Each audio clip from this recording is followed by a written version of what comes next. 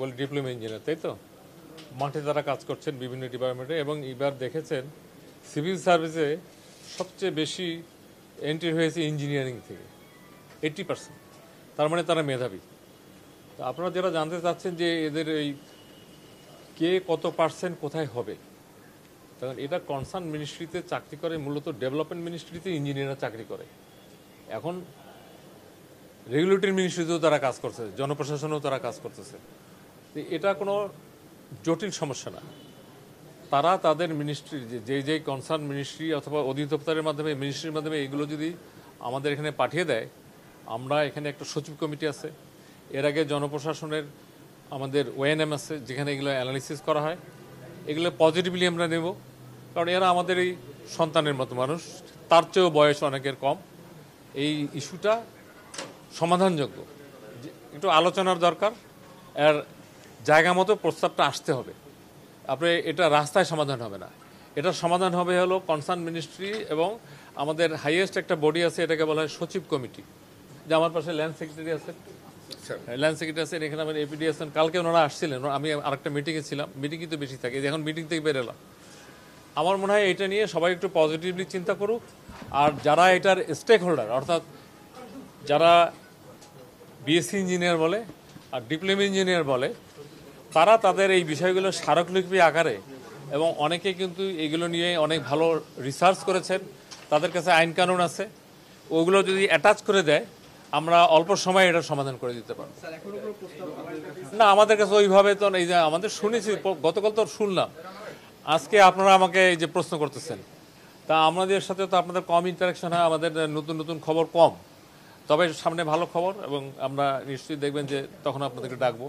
আমাদের মিনিস্ট্রিতে এখন তো 1 নম্বর ভবনের লেভেল 14 ওখানে অনেক সুন্দর হয়, এত ছোট জায়গা না, অনেক বড় জায়গা।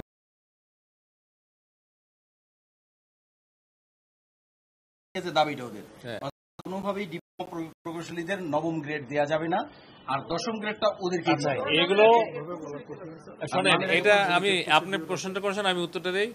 এটার সাথে পিএসসি জড়িত, 1 নম্বর, জনপ্রশাসন জড়িত, ক্যাবিনেট জড়িত, লেজিসলেটিভ জড়িত, আর যেই সমস্ত ইঞ্জিনিয়ার সাহেবরা যেই মিনিস্ট্রিতে চাকরি করতেছেন, তারা অধিদপ্তরে করে, কিন্তু আলটিমেটলি একটা মিনিস্ট্রি, ওই সবগুলো মিনিস্ট্রি জড়িত। অতএব এদের সকলের সাথে বসে আমরা এটাকে বলি ইন্টার মিনিস্ট্রিয়াল মিটিং, আর এটা একটা অফিসিয়াল নাম আছে সচিব কমিটি, এখানে এটা তুললে এটা সমাধান হবে। 1-2টা মিটিং লাগবে, এটা ইট ইজ পসিবল, এটা এমন কোনো জরুরি বিষয় না। Thank you very much.